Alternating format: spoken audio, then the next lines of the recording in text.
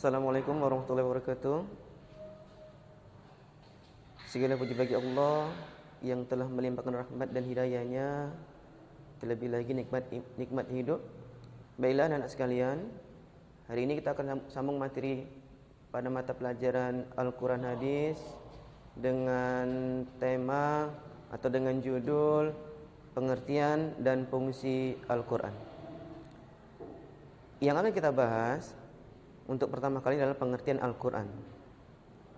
Al-Quran secara bahasa adalah bacaan atau sesuatu yang dibaca. Sedangkan secara istilah Al-Quran adalah kalam Allah yang berbahasa Arab yang diturunkan kepada Nabi Muhammad SAW secara mutawatir, dan membacanya merupakan ibadah. Setelah pengertian sudah kita lakukan, sudah kita kerjakan, sudah kita pahami, kita lanjut pada materi berikutnya, yaitu tentang fungsi Al-Quran. Fungsi Al-Quran kata Allah, perhatikan ayat berikut ini, Syahrul Ramadan alladzi unzila fihil Qur'an hudal linnasi wa bayyinatin minal huda wal furqan. Kata Allah ada kata hudal linnas, petunjuk bagi manusia. Jadi fungsi Al-Quran, anak-anakku sekalian, adalah sebagai petunjuk bagi manusia. Cuman masalahnya, apakah manusia itu semuanya yang mendapatkan petunjuk? Tidak semua manusia mendapatkan petunjuk. Kenapa? Karena di ayat lain Allah katakan zalikal kitabul la raiba fihi hudal lil muttaqin. Jadi kata Allah, Quran tidak ada keraguan dan petunjuk bagi mereka yang bertakwa. Jadi orang-orang yang bertakwa saja yang mau mendapatkan petunjuk dari Al-Quran. Artinya manusia-manusia yang tidak bertakwa tidak mau. Ketika Al-Quran mengatakan wa aqimus shalah, untuk apa kita sholat itu? Kenapa? Karena dia tidak bertakwa kepada Allah. Lalu kenapa tidak petunjuk bagi orang yang beriman? Karena iman seseorang itu terkadang naik, terkadang turun. Terkadang naik, terkadang turun. Hari ini dia semangat sekali ibadah kepada Allah. Bisa jadi besok dia malas ibadah kepada Allah. Artinya, maka Allah katakan bahwa bukan keimanan gitu. Bukan orang yang beriman, tapi orang yang bertakwa. Kenapa? Karena beriman itu bisa bertambah, bisa berkurang. Iman pondasi, sementara takwanya adalah buahnya. Jadi orang yang sudah bertakwa otomatis beriman, tapi orang yang beriman belum tentu dia bertakwa kepada Allah. Karena lihat pondasi keimanannya. Kalau pondasi keimanannya kuat, maka insya Allah dia akan bertakwa kepada Allah.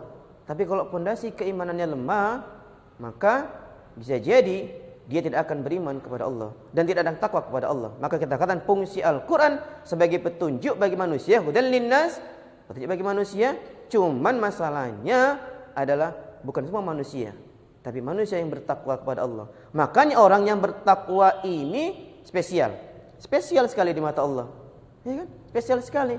Karena Allah katakan, ya ayuhan nasu, inna khalaqnakum min zakarin wa unsa, qabaila lita'arafu.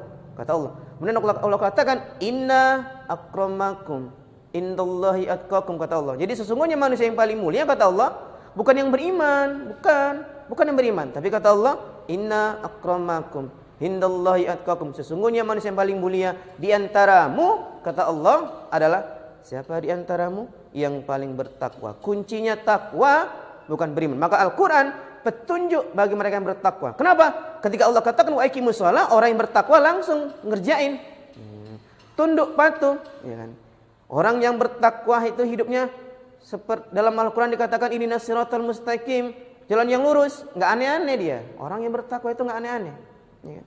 Nah, anakku sekalian, maka kita katakan orang yang bertakwa itu hidupnya nggak aneh.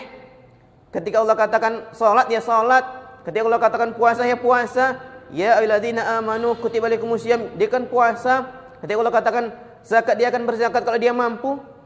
Dan ketika Allah katakan haji, dia akan berhaji kalau dia mampu. Maka kita katakan orang yang bertakwa ini hidupnya lurus. Ini siratal mustaqim. Enggak ada yang aneh-aneh. Maka kita katakan, ya kan, bukan orang yang beriman, tapi orang yang bertakwa. Jadi Quran petunjuk bagi manusia yang bertakwa.